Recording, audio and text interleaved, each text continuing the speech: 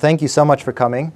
This is a topic that is very important to me because I love sport.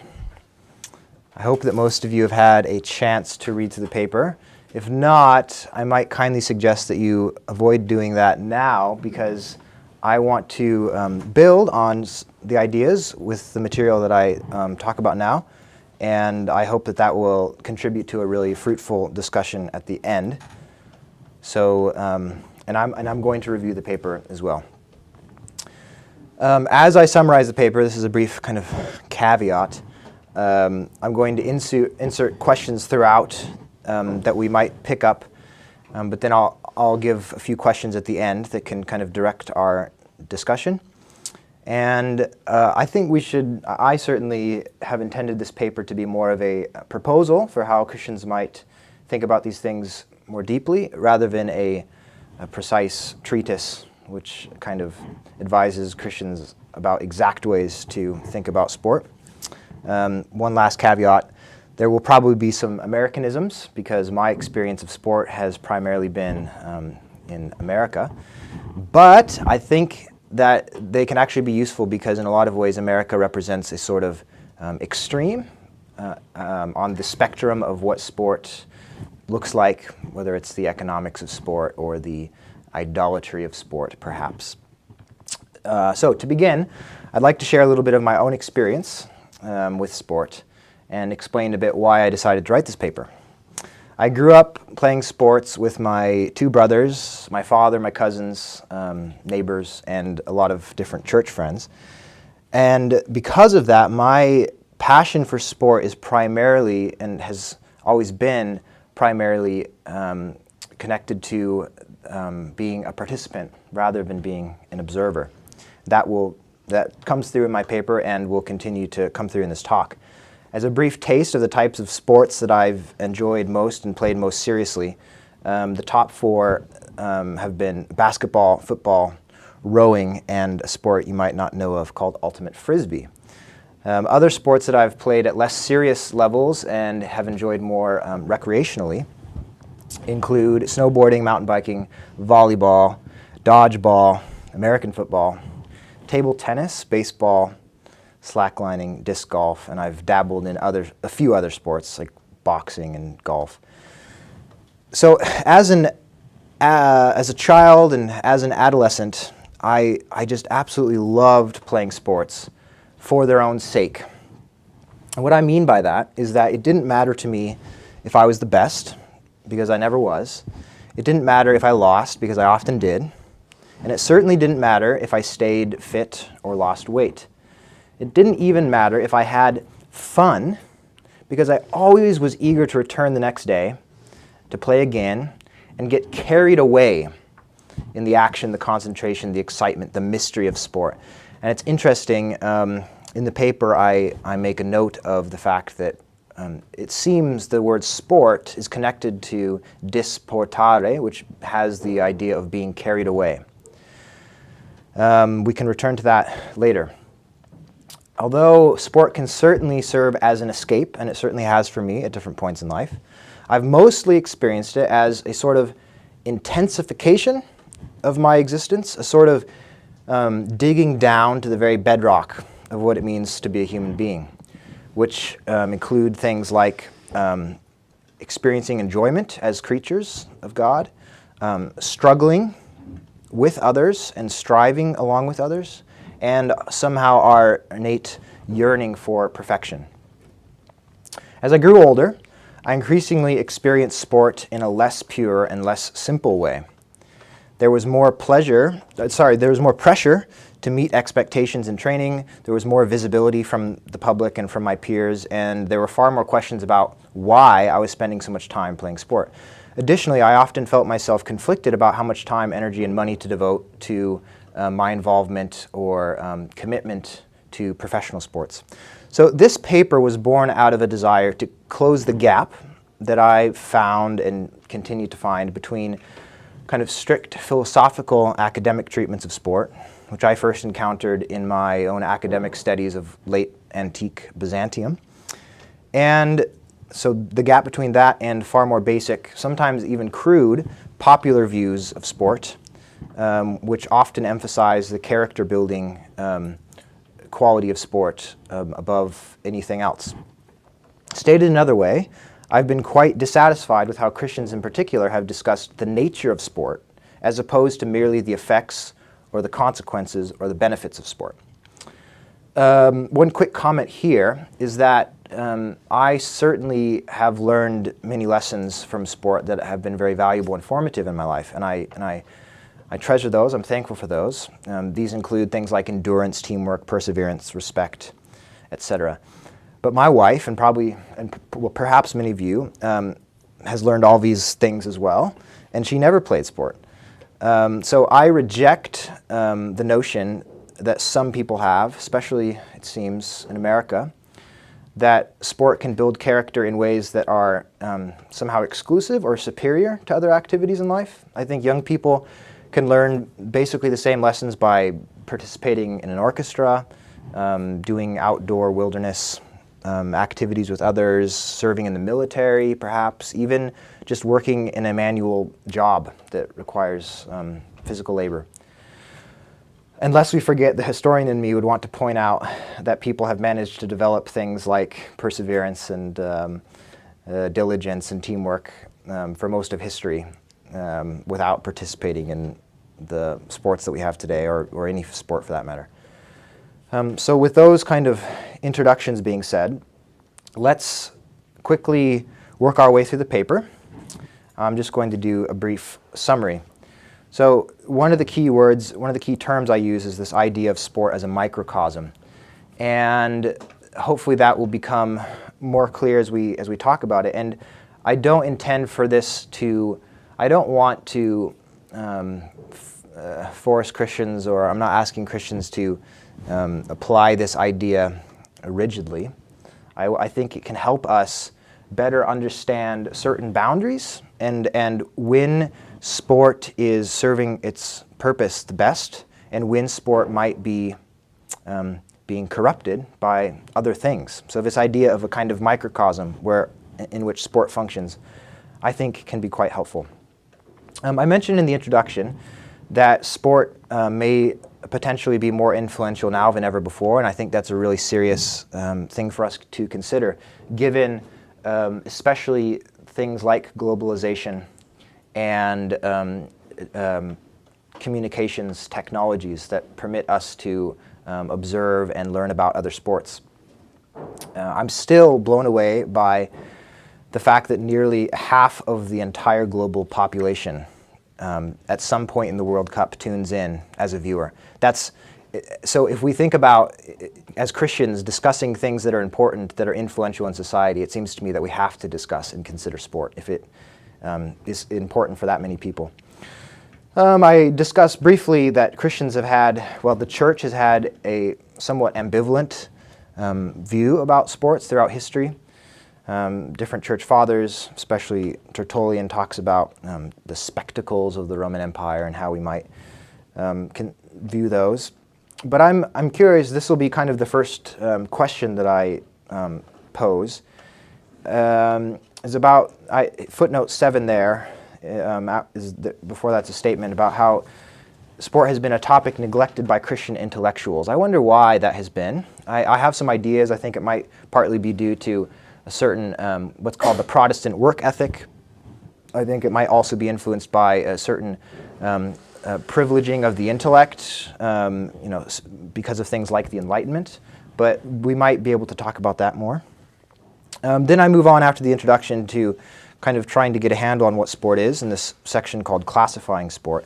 And it was helpful for me to find this diagram by the scholar Alan Gutmann. And it's not perfect, but I think it does help us kind of dissect a bit more and assess what sport might be. And it seems quite clear to me that we must understand it as some kind of section of play, or a derivative of play in a way. The Bible does not talk a ton about play, but there are quite a few instances, and it's interesting. I thought it was quite interesting to discover that on several occasions, the same word is used to describe the play of animals and the play of humans. So whales play in the deep, and different animals can play in certain ways. So it seems like this might be a quality of, a certain quality of God's creation. I mean, I discuss how some theologians have argued that we could understand God as a God who plays. Really central to this whole discussion, which relates to the idea of the microcosm, is this term autotelic, which basically means self-purposed. And it's the idea that I alluded to in my introduction, that sport is something we do for sport's own sake, I think in its best form. So I have certainly experienced that. And again, I don't think we should be rigid about it, but that should be something that we might praise when we see it occurring in sport, especially the sport of young people, and something that we can strive for as adults, perhaps. And that's a question for the end, about what role might play have for adults, and how does that fit into our understandings of Sabbath rest. I'm really curious about the role of spectators in sport. I was commenting to Andrew before this talk, because I mean I've had the privilege of spectating at some incredible sporting events, but I relate much more closely to being a participant. So we might talk about the role of spectators, the value of sporting events for spectators, perhaps.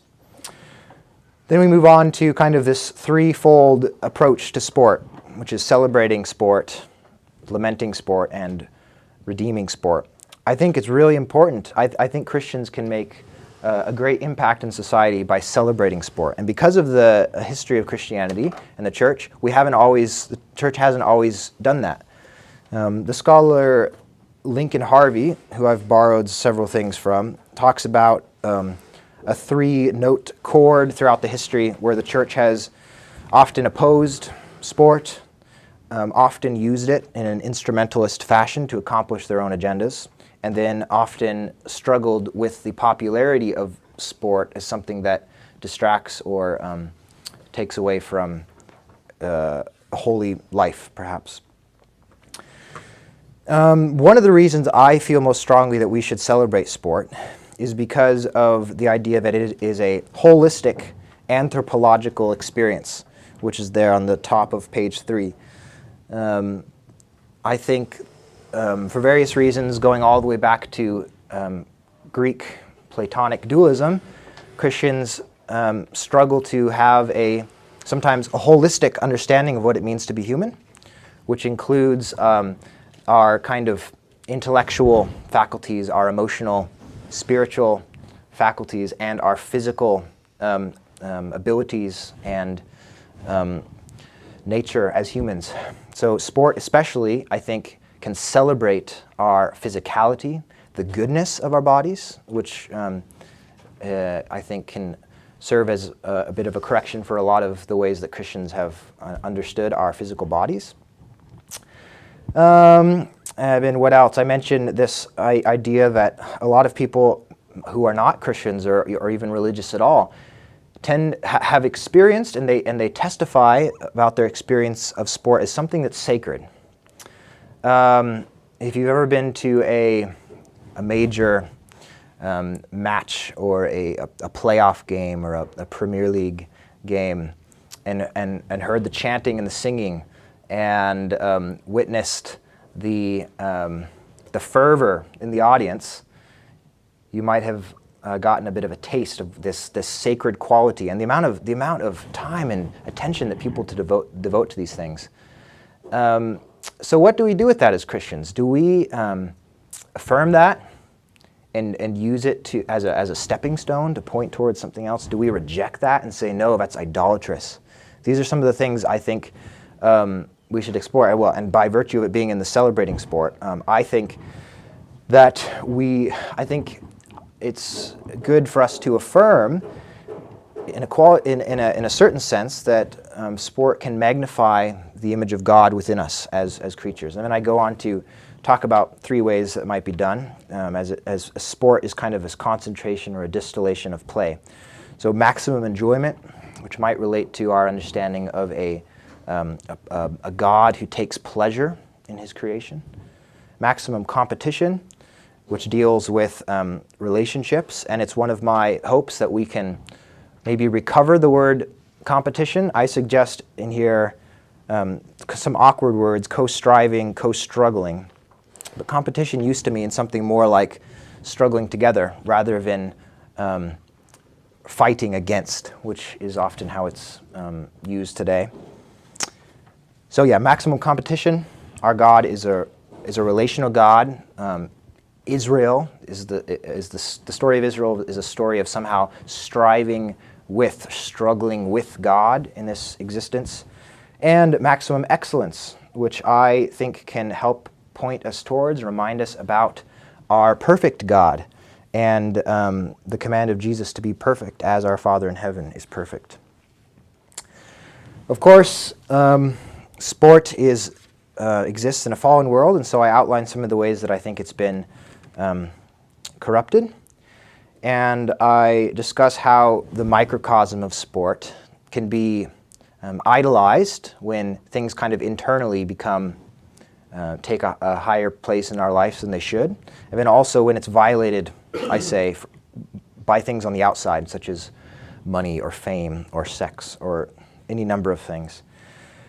I hardly need to go through all the different ways that sport falls short, these different corruptions. Some of you may have seen in the news Ronaldo's red card that he received in his debut for Juventus. He pulled the hair of one of the opposing team members, and it was it's caused a lot of controversy, but it raises a lot of questions for how people understand the ethics, the morality of the game itself, how much we should look up to professional athletes as role models in society, these different types of things. I'd love to have a conversation about VAR, which was debuted in the World Cup, if that is where our discussion might lead. I wanted to mention, right before I get to redeeming sport, that, and I'm conscious of time, Jonathan, I mention those who play sport for ulterior motives are often experienced as spoil sports. And I hope I haven't been a spoil sport for most of my life, but I've certainly played with different people whose primary objective was to get a certain girlfriend, impress somebody, to lose weight, even just to get a profile picture or something like this. And these people are no fun to play with. They're really, really not. Because they're not interested in the game itself. They're focused on other things. And that means they're not a good teammate. That means they're not participating in this drama that unfolds during sporting events. They're not participating in the full way that I feel we can as humans. Then I kind of conclude with these two ideas that sport can act as a conduit of common grace. And that word conduit, I think, is helpful because sometimes I think Christians use sport or sporting events as kind of an occasion for evangelism, but then point away from it, perhaps, or sometimes it can be too idolatrous. But it's almost like we should look at it, we should point through sport, and we should try to capitalize on the things and recognize, look, your longing for perfection, your desire to struggle and strive with other people. These are things that have been placed in us by God, and these are things that can help us learn more about God and help lead us towards God. I think very often sport can serve as a means of common grace, especially in our increasingly fragmented society, for children who come from broken families, who may not have opportunities to build relationships in other ways. And that is, of course, the result of our society in which we live. And I think God uses sport in these good ways. Let's see, just a few more comments here before we open it up for discussion. I talk about local versus professional sport, and it's occurred to me after I've written this paper that things are changing now because of how much we're able to learn and how much we might feel connected to professional athletes. Just last night I was in the store and I happened to see on a magazine shelf Paul Pogba on the cover, and it said something like football's biggest enigma or something like that, and it has an interview with him explaining his life. And people watch interviews. People are able to see videos of practice and to read things about professional players' personal lives, so that there is more of this connection. That's a strange phenomenon, because I think actually sport is supposed to function more in a way where you actually know the people on the pitch. Like I said, I've experienced some amazing moments as a spectator of large sporting events, but none of them, for me, I've found that none of them have been more satisfying or more captivating than my experiences of watching close competition where I've known the players on the pitch and I've trained with them and I'm proud of them. For me, that, I think, is something that can really enhance the value and the symbolism that's inherent in sport. I don't doubt that Ronaldo and Messi, players like this, receive an intense satisfaction and even encouragement from their screaming fans and by knowing millions of people wear their jerseys. But I just doubt that that is as pure a form of the type of encouragement and mutual experience that might be possible in more local forms of sport. And of course, globalization has changed all this. We can talk about that. Lastly, I'll just mention that I think I have this on the last page, but because our world is becoming increasingly, well, in the West, work is being more and more defined by intellectual types of work. I think that Christians would do well to reassess what rest might look like.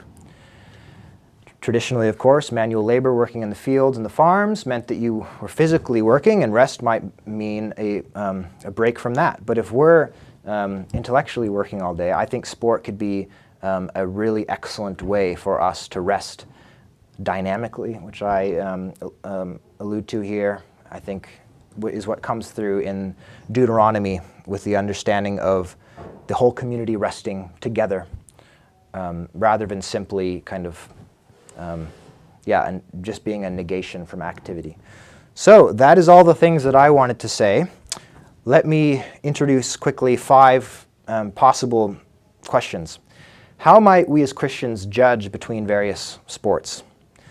I grew up in the Rocky Mountains, and because I did, I had the incredible opportunity to do a lot of snowboarding, mountain biking, and rock climbing. But not everybody has a mountain in their backyard.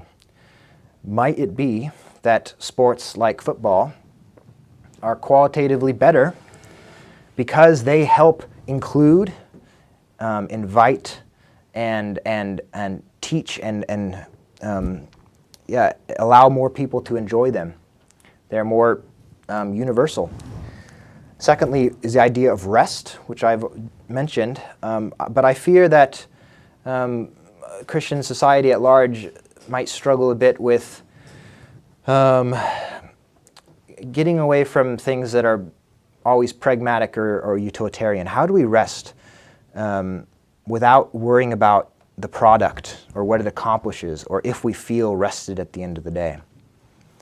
Third, how might Christians act as agents of change to the larger world of organized, institutionalized sport? Sadly, it seems to me that a lot of non-Christians have been pioneering the way in realizing that it's really good for professional athletes to volunteer in schools and to do summer camps and these types of things to encourage the engagement of local sport. Globalization, how has this affected sport positively and negatively? Specifically, how has it influenced local sport? And how should we view or interact with pro athletes and other competitors? If I go to Parker's Peak and join a pickup game of football, and I'm playing with strangers and I look them in the eyes, what do I think about them? Do I recognize the image of God within them? Do I recognize them as my fellow creature that is striving for perfection, that is reaching for intense involvement in relationships with others? or do I view them as somebody I'm just trying to beat or defeat? Those are all the questions, so now we can open it up to a time of discussion. Thank you very much.